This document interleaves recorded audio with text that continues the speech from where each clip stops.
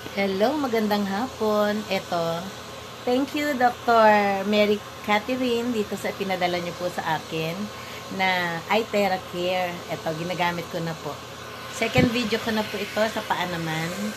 Dito, nakalagay sa gitna. Ayan.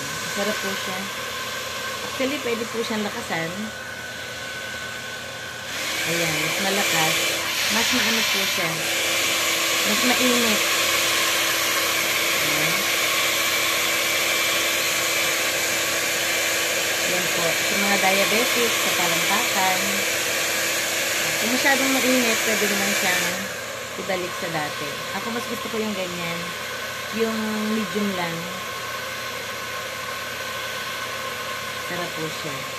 Ito naman sa kabila. Nakalagay po ay 30 minutes. No, not 30 minutes. 2 to 3 minutes. Ayan po. Hindi ko kasi makakita yung stand ng aking cellphone eh. Kaya pinatong lang natin sa lamisita. Ayan po ang ating 220 po yung kanyang volt, no? Pag sa US, panay 110 ang gamit, siguro may ganito rin doon. Ayan po. Napakabait ni Dr. Mary Catherine na hinayaan niyang ma-experience ko to, no? Senior niya. Pwede rin po yan mismo sa masasakit na tulog. Ayan po. Ayan, sa mga masasakit na binti, sakitin ng ating binti, diba? Kasi matanda na tayo. Pwede po siyang ilihit na ganyan.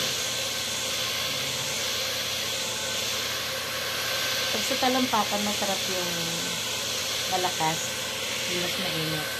Pero yun nga, okay din naman na itong medium lang. Yun po, tatapat ko sa masakit. Pero kapag yung sa mga high blood, diabetic, ina-advise po nitong booklet, itong guide, sa talampakan, sa palad. Tapos yung masasakit po yung likod, o pwede naman dito, no? Yung dalawang sunod na spine natin dito. Ayan. Pwede po natin itapat yan.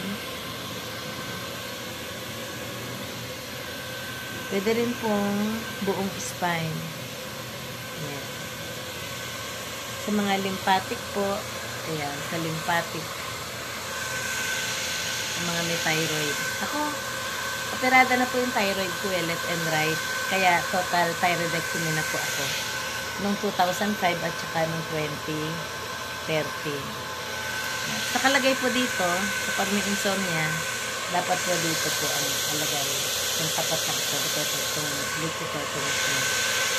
Hanapin ko nga dito sa booklet para makakita ko sa ganyan. Yan po yung kapag sa mga may insomnia. Ayan po. Nakalagay po dyan sa noo. Kaya, tingnan niya natin. I just tried it. So, ayan po sa likod yung mga susunding area. Ayan po. Have a nice day.